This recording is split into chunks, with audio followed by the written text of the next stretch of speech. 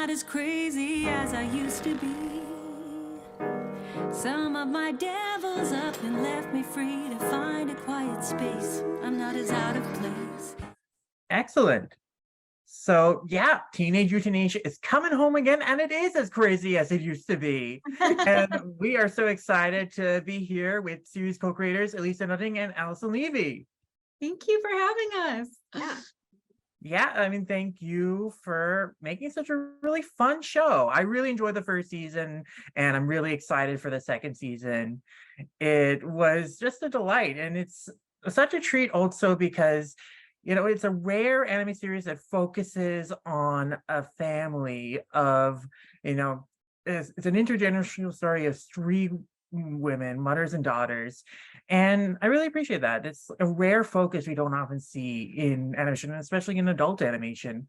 And I was just curious to start off with, what inspired you to kind of make the show around that focus and explore that team of mothers and daughters?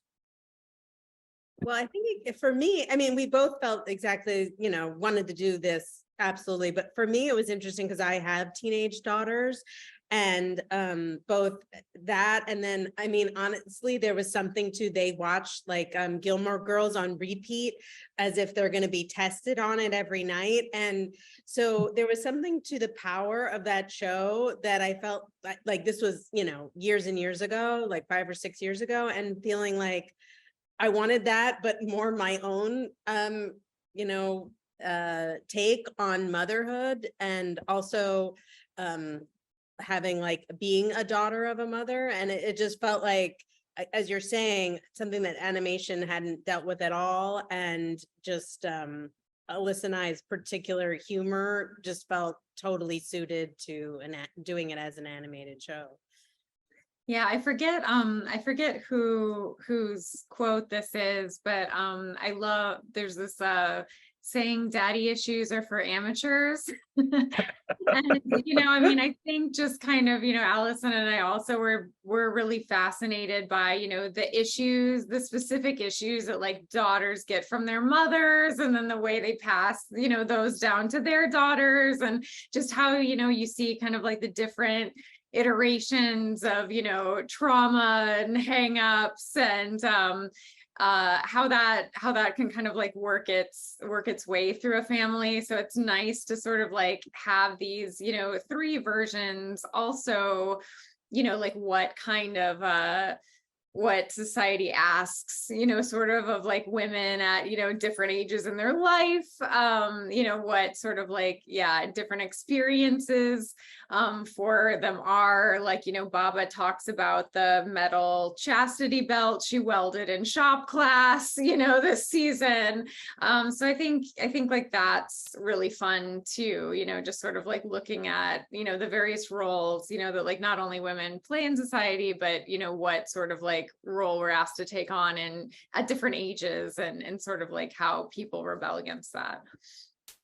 Yeah, I really do love that aspect of the show, is just kind of addressing different topics from those different generational perspectives. One of the things I really found interesting about this upcoming season is that many episodes focus on Annie being forced by the adults in her life to confront her sexuality on their terms. They're dictating how she participates at parties, sex education classes, infant simulators, and threaten her with consequences for for not complying with their demands as authority figures. And so yeah, I really enjoy that social commentary on the way teenage girl sexuality is tried to be controlled, but it's turned on the head in the show's more hedonistic universe. And yeah, what inspired you just to satirize the topics in this particular way that you did in the show? And it came from different ways, but I have teenage daughters, and I have sat through hearing about their sex ed classes, and it's very different. And now, I live in Brooklyn. It's so pro sex, and just it just grosses them out in a different way. So it just there was just different kind of things that either came from our lives and like, back when we were kids or our kids, or something like Annie having to have that baby, and like, get impregnated. And it's just like taking that classic kind of trope of like, we gotta, figure out how to get teenage girls to not get pregnant, and taking it just to the most absurd extreme that, it's just such a ridiculous concept. I thought it was so great when we all came up with that. To me, I don't know, but yes, there's a lot about Annie's sexuality in this season, and it's really fun to write, and Joe Firestone does such a good job capturing the nuances of Annie in this way. Yeah.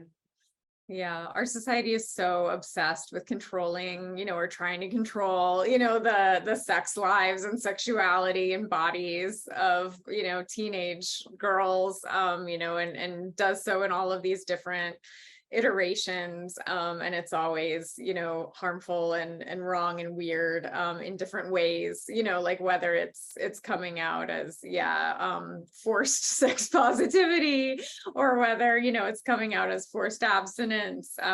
So it's kind of interesting to be able to show all of those different approaches to trying to control female sexuality, and particularly in the teenage years. Yeah. We wrote this and then they overturned Roe versus Wade too. So it was just like, it's like really, it was like that. It wasn't even from that. It was, and so everything we write, it gets worse in reality by the time we're like getting to the end. It's like, we're scared about writing anything else. We don't really want it to get worse. Yeah. Reality is often stranger than fiction. You think it's dystopic, like the school literally impregnating these girls with robot babies, and then you have like abortion actions being restricted in real life. Yeah. So the show is like very observant and timely in that way. I really appreciate that. But mentioning, the challenges of like kind of creating the show over the last few years, when you were making the first season, it was during COVID, writing it, recording it, releasing it during like the lockdown when people still had to work remotely. And did that change in the second season? Were there like any changes in kind of your production process, and how did that kind of affect kind of the flow, the creative flow of the show? I mean, a bit more actors got to go into booths, which was like more comfortable. We had a lot of, there are technical challenges with people recording in their closets, with like an AV box, that got delivered to, their assistant the night before, things can go wrong. So, that was definitely nice. And it was nice, particularly like for some of the production, aspects, like it was great to be able to, go to Ottawa in person and, get to meet all of our animators, that like we're Zooming with every day. And, it was great to get to be in like the edit bay, and do like sound in person. So it was really nice, to sort of be able to have that collaborative feel, outside of monitors for some of it. But Alyson and I are bi-coastal, so there's always been a bit of a distance collaboration element to the show. So we maybe had a little bit of preparation before the pandemic happened. But it's just maybe also a slightly lighter mood. Like we wrote our show last time in April and May of 2020, and it really did feel like, okay, I guess there's still going to be society by the time we're done doing this. And now it's the same questions, really. I don't know. You never really know what's going to happen next. It just really keeps us, reality does keep us on our toes. But I think, at least like the first time we wrote it, Alyssa's kid was like, she had like an 8-year-old in her house going to Zoom school. Like there's definitely, it was, and it was just easier to write it the second time just because we knew the characters better. And, we sort of, it was easier to put it was just easier. Awesome. That's cool to hear. And I definitely could sense like the way the characters like interact with each other. It really has like gelled so perfectly in this upcoming season. And I'm really excited to check out more.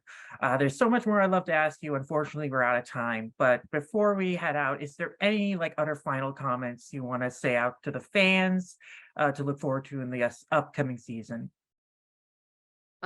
Pete discovers foreskin. You don't want to miss it. There's viral butt legging videos.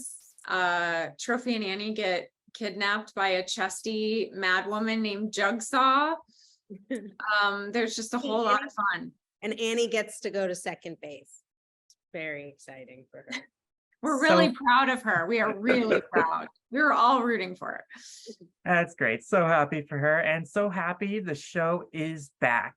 You know, it's been too long a time getting back What's Yours, and I can't remember why you went away, but hey, here's hoping that maybe you will stay. Thank you. Yeah, thank you. Hope that outro was any good.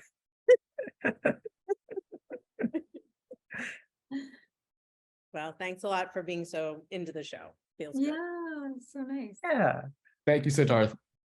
Oh, thank you, Devin. Yeah. And thank you again, Alyson and Alissa. Yeah, I hope you have a wonderful rest of your day and interviews. And yeah, I will be at a CCC, so hopefully I'll see you there at the panel too. Awesome. Oh, that's great. Yeah. Have a good one, Siddharth. Yeah. Have a good one. Bye-bye.